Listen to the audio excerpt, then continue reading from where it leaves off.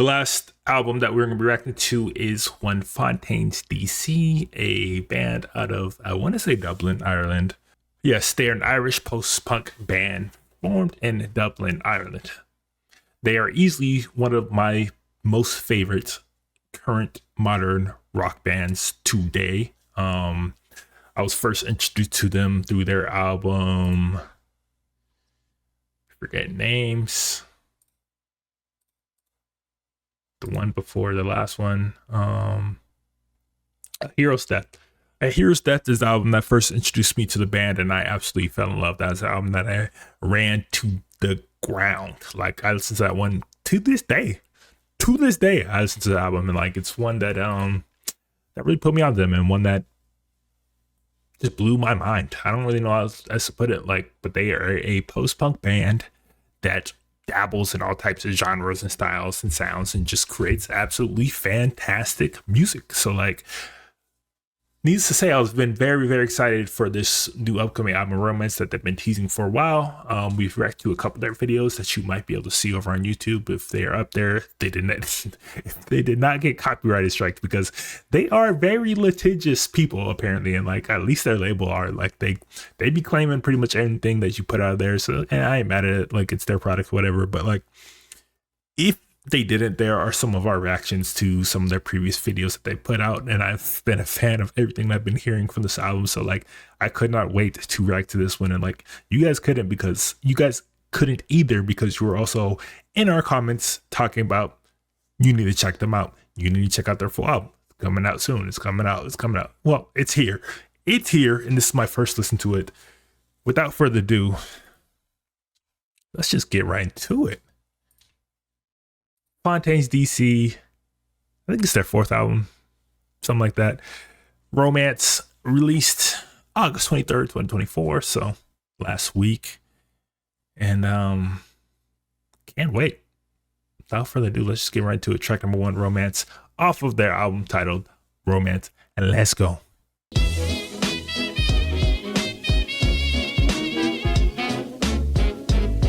Already right out the back, it is very different than, I guess, some of their previous projects, were obviously very heavily steeped in the post-punk genre and styling and sounds. This single right here is very much more modern and I guess more alternative rock than post-punk, and honestly, like, I'm digging it because I like everything it's delivered, but like, it's got this very, very creepy, menacing, haunting vibe to it, which is a very nice way to open an album. I always like when albums do that. I always like when albums kind of go like this menacing opening route where they're like setting the tone for everything that's to come. I don't know if the rest of the album is going to kind of be in this more darker aesthetic and vibe, but opener wise, like, it's definitely got me highly anticipating what I'm about to hear, because the build up for this sounds crazy.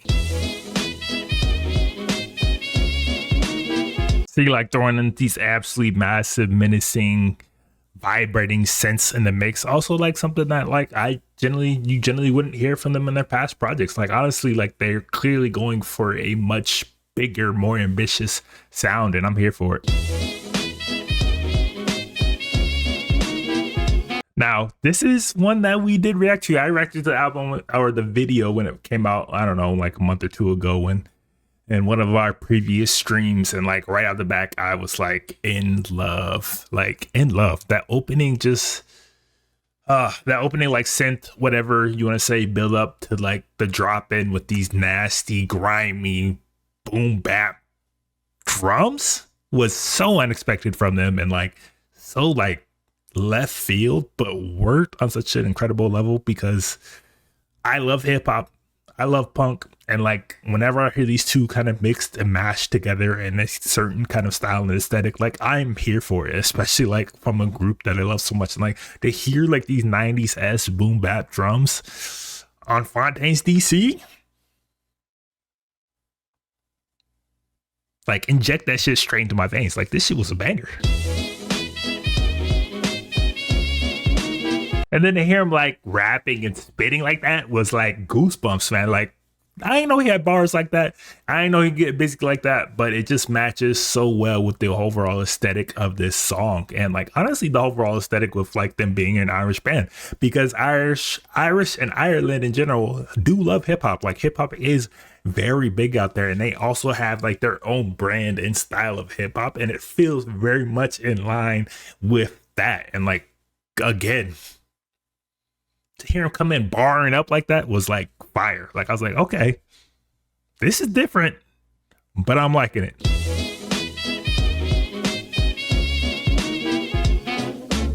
Like as much as I love Fontaines DC, like and their music, like that's always kind of been more low key on the more mellow side. Like obviously they had some very dark, hard hitting songs, but in general, it was more stuff to like kind of vibe out to and like really get lost in necessarily than to rage to. So like they hear them kind of go like this more hardcore punk route where this is absolutely a rager and is going to be a rager live, which honestly was probably their intention, is dope to see because they can do it. Obviously, they can do it.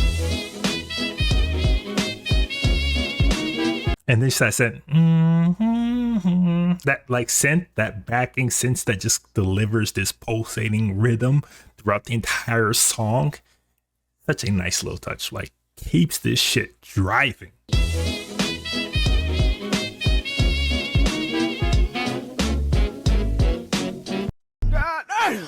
Damn, son, where'd you find this? Absolutely banger, absolute rager. Like I can only imagine catching them live, which I might be doing here pretty soon. Like catching that live is going to get the whole crowd absolutely jumping, and like to hear them delivering like these 90s grimy hip hop boom bap drums with like him coming in, barring up the way he did with the energy that they're delivering. Like, yeah, this is a crowd pleaser. This is absolutely going to be a crowd pleaser and an absolute rager. And like, I'm here for it. Let's keep this going. Let's go to track number 3. Here's the thing.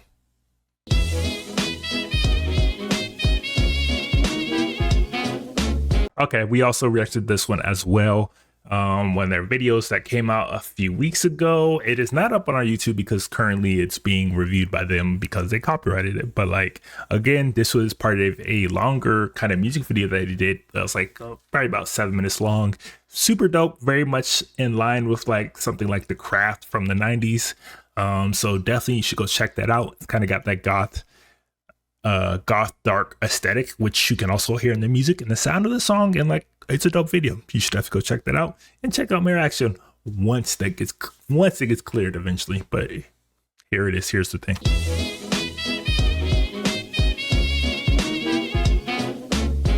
All right. Now here's the thing. See what I did there, pun intended. But like, here's the thing.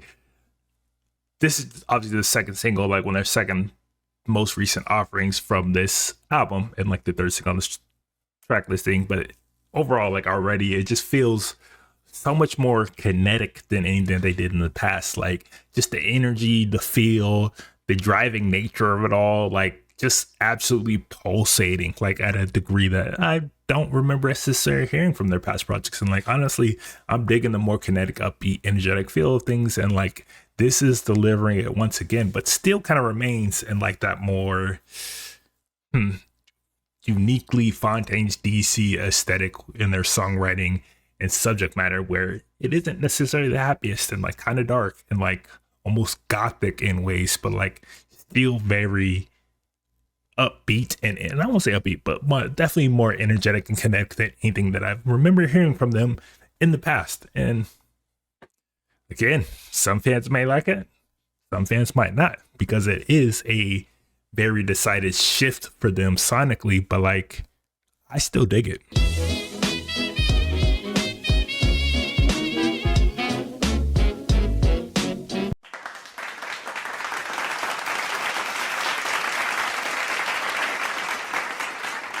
Fire track, very heavy, very energetic, very kinetic, like very driving from start to finish. And honestly, like again, I'm digging this new style and aesthetic that they're going with, and like let's see if they keep it up. Let's go to track number 4, Desire.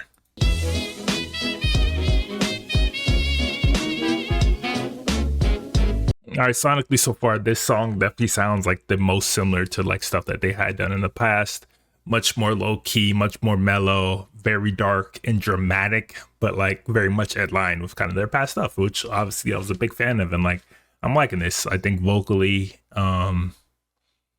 is very impressive. Like, again, I think he showed, honestly, from these first four tracks, he's really showing off his impressive range from like these more hard hitting rapping aesthetic styles versus like this more very post punky, mellowed out vocals that kind of really deliver the emotion to like anything in between. Like, he's really showing off impressive range as well as they are. And like, honestly, this is the most similar to like a typical Fontaines DC song as I would expect, but like, it's fire so far.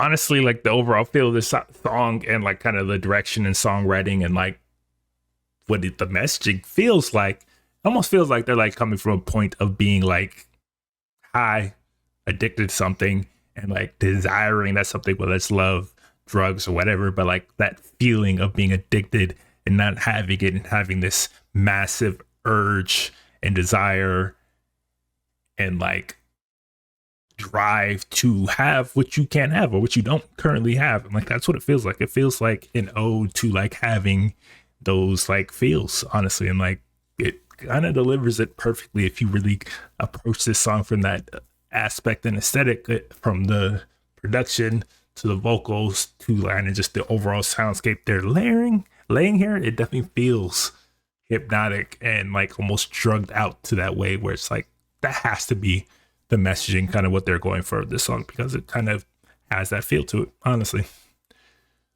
But let's keep this going. Let's go track number 5, In the Modern World.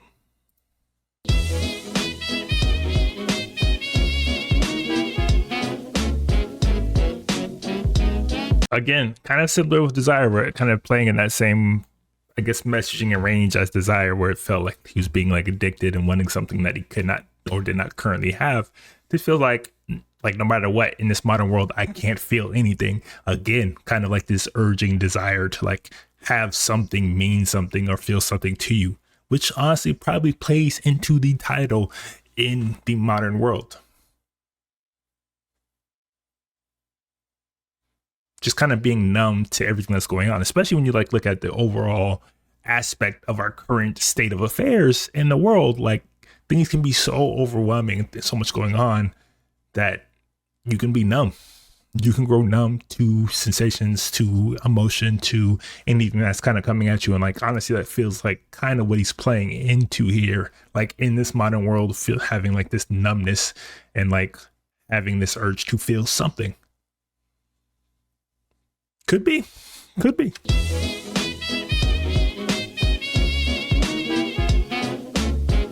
Which is kind of my point. Once again, he repeated it, in the modern world, I don't feel anything. So like, a lot of this kind of songwriting, now I think about it, feels like kind of like their search for meaning and search for emotion or search for anything that can move them. And it's just punctuated by the song, in the modern world, I don't feel anything. Which is honestly a feeling that a lot of people can resonate to these days, because like, again, there's so much going on. There's so much thrown at you that you can just feel numb to everything.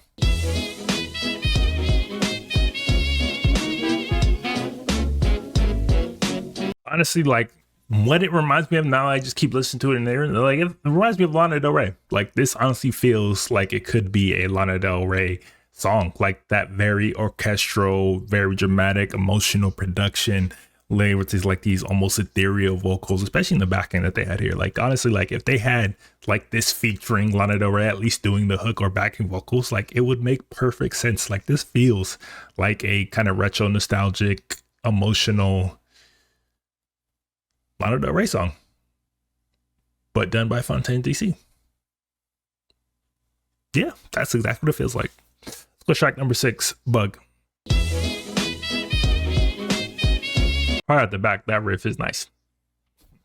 Like that right at the back, it creates this great rhythm and feel and melody just from the riff alone. And like, that riff is a banger.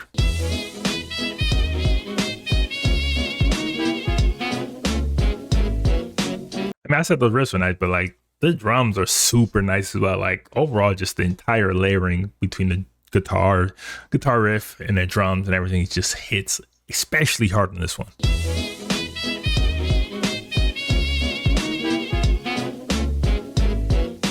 Banger. That was like an alt rock banger, like definitely much more upbeat, much more up tempo than what we've gotten so far in the last couple songs, and like honestly generally in their earlier discography. And like that is much more of like alternative rock, but like that guitar riff, those drums, the vocals, the melodies, everything just hit especially well here. And like that is a very, very enjoyable track. That was fire. Let's go to track number 7, Motorcycle Boy.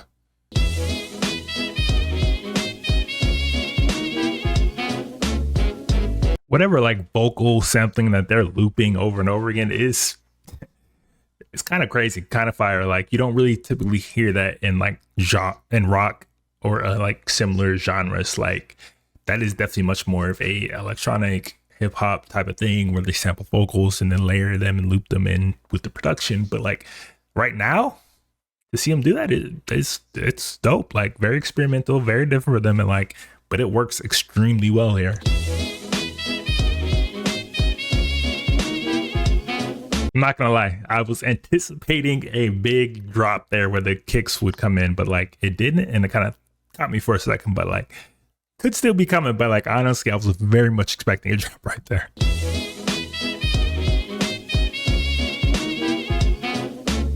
Again, I was expecting drops throughout this entire song, but honestly, it works without the drops, and like that continuous repetitive kind of sound and looping like really builds the tension and emotion here. And honestly, it feels like you'd be watching like a slow motion car wreck or motorcycle wreck in this instance. It's very cinematic sounding, and like it just works. Like the tension, the motion, everything is just on 10 right now.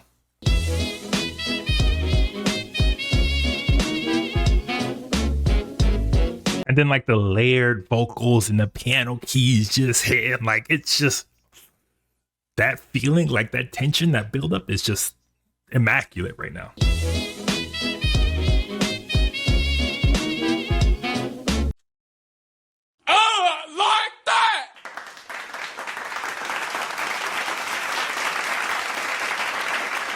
Like I said, absolutely incredible build-up, absolutely massive tension that they built there without using any like major drums or percussion or kicks or drops or anything. Like that tension just kept building over and over and again and never like peaked.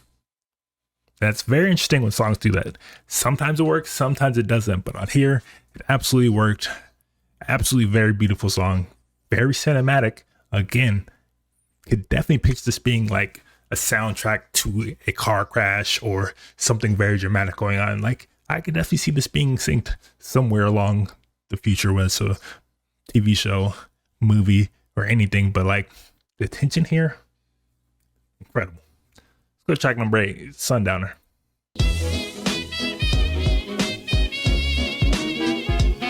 I don't know about y'all, but like I am a big fan of like the 90s coming back around. Obviously, I am a 90s child, so like this kind of 90s aesthetic, especially in terms of like 90s grungy rock come back in the manner it is across the board is absolutely dope to see. And like I'm not really that surprised to see them kind of go down this route too, but like the way that they're approaching this, the way that they're like tapping into grunge and like that more emo, emotional, like melancholic range of the 90s is impressive. And like again, like this taps into that directly, and like it's delivering straight up 90s nostalgic feel. It's delivering that. Like those absolutely chunky 90s grungy guitar riffs are just hitting, just absolutely hitting right now.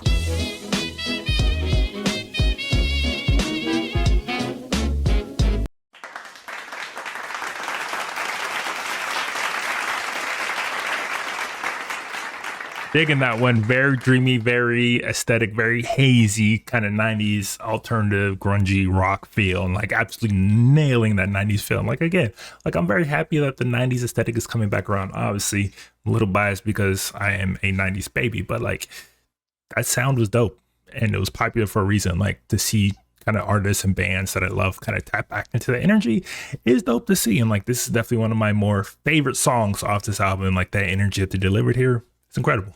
Let's go to track number 9, Hoarseness in the Whatness is in Hoarseness is the Whatness.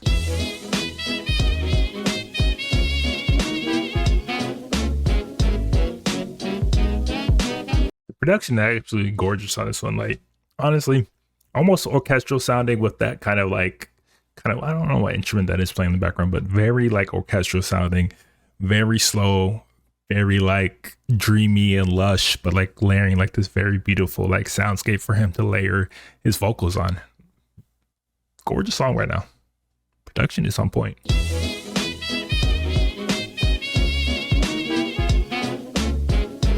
Like mixing these very kind of whimsical, airy strings with like good production, but like overall vibe of like something that's very surreal, like almost like you're like falling into like one of those old fables, like say like Alice in Wonderland or something along those lines.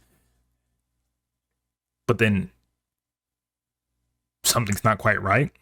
Something's a little off. Like still whimsical, still kind of airy, it's kind of lighthearted, but there's like this dark energy and underlying feel to it that you can't quite shake. And that's like kind of how I feel about the song. Like it's very beautiful, very gorgeous, very lush, but then there's also like this kind of very dark underlying feel to it that like makes this song sound and feel so much more surreal than it already is. And like something's not quite right, like a dark fantasy. Kind of reminds me of like, there's this video game back in the day for Alice in Wonderland. It's literally called Alice, American McGee's Alice. If you don't know that game, you just go check it out. But that's honestly what it reminds me of. Like this very dark Alice in Wonderland game where everything is still kind of childlike and whimsical, but very dark at the same time. That's honestly how I feel about Hoarseness is the Wetness.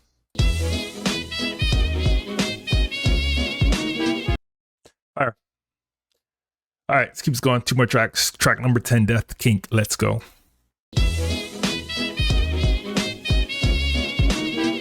If this ain't 90s grunge, if I've ever heard it, like this absolutely feels almost very Nirvana-esque. I'm just going to say it. Like it feels very Nirvana-esque in the best ways possible. Like not saying that it's a one-to-one copy, but it definitely plays in that same energy, soundscape, feel, aesthetic as like that 90s grunge era. Like honestly, like, and I've mentioned it before on this album, and like again, like it feels like that once again, and I'm not mad at it because I do love 90s rock.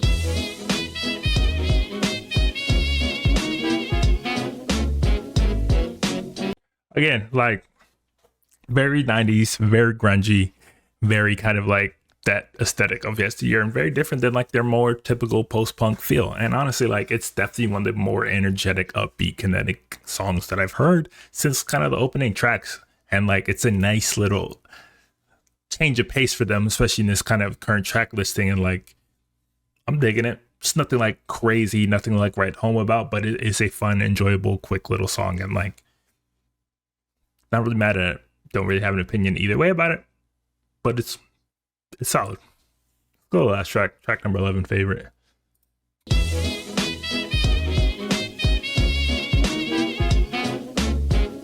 All right, this is kind of a big shift for them. Like honestly, like this is the most kind of pop-ish that I've heard from them and that I can like think of that came to mind. Like honestly, like this is very much more like aiming to be like mainstream pop rock that you would hear on the charts, quite honestly. And like this is definitely a huge shift to them.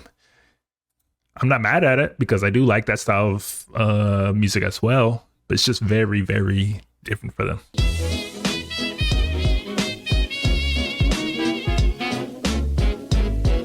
Like I said, definitely their most accessible, definitely their most like poppy, very simple kind of verse going on, very simple melody, but one that is easy to catch on, easy to like get stuck in your head, and like definitely I could definitely see kind of getting more play on the radio, more play in like the mainstream, because like that is an aspect of them that they necessarily haven't had.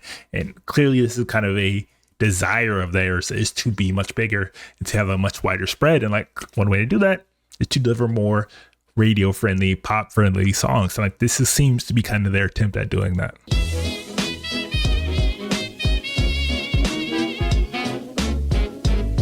Honestly, like this is probably their most romantic kind of like song of the album titled Romance. Like this is just a straight up like love songs, like an ode to somebody that just I love, that you love. It's just, you've been my favorite for a long time. Like that's just straight up saying it.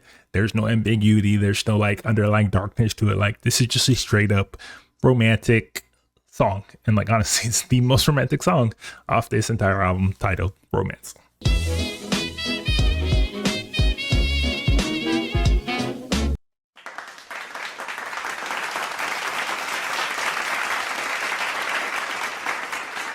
Like I said, it's definitely their most straightforward, most like kind of mainstream leaning poppy rock single that I can think of that's come to mind. And like honestly, like their most straightforward song on this entire track list. Like it is what it is. Like there's no like ambiguity to it. There's no like seems to be like deeper meaning. Like the production is simple. Like everything is just like very, very straightforward. And it like obviously plays into their, you know, push to a more mainstream wide appeal audience, and like it works for them. Like it's not like the strongest song on the album, not the strongest song on the catalog, but it works. It's one that's enjoyable. It's one that you can't really be mad at, and like I think a wide amount of people could find favorable, and like that seems to be what they're going for. But yeah, I mean that's the last track off the entire album for Romance. Quite honestly, it didn't quite live up to the hype for me. Like from the first opening with Starburster, I was hoping that was kind of be more of the direction I was going to get for the entirety of the project, but that alone is still the standout single for me, and a standout from the rest of what is here. Now there are some very, very high points on here. I'm not going to lie. Like there's like Here's the Thing, Bug, Motorcycle Boy, like Hoarseness is what it's like. There's definitely some moments in here that just hit, and they deliver on the lay in a way that only Fontaines DC can. But there's also like some major lows here, especially in the middle part of this album, where things slow down to almost a crawl. And like it's a big shift and change it from where and how things opened up, and like kind of what I was expecting, what my expectations were for what I was going to be hearing, which is going to be a more mainstream, more energetic, more kinetic album as a whole. But we just got a little taste of that. And quite honestly, like you still get some taste of the old Fontaines DC. Like you just don't get them that much. Like there's not like a lot of pop punk elements in here. This is pretty much straight up 90s grungy emotional rock that kind of ditches their past aesthetic for this favor of a new experimental direction. Now, do I think this direction that's going to be going on for the future and all their future projects? No, but like this is an interesting little sidestep for them, and one that we'll see if it pays off for them, because I'm not really sure how people are going to react to this in general. I know how people react to Starburster, and they're like big fans of them as I was, but like I don't really think the rest of the album quite lives up to the highs, the experimental left field highs that was Starburster. But that was just my opinion. What do you guys think about this album? What do you guys think about some of the songs that I've talked about here? What are some of your favorites? What are some release favorites? Do you wish that they did more in the direction of like a Starburster, or do you wish that they delivered more kind of in their past sound and direction? What's your favorite album from them? Let me know in the comments down below, wherever this goes up and wherever you're watching.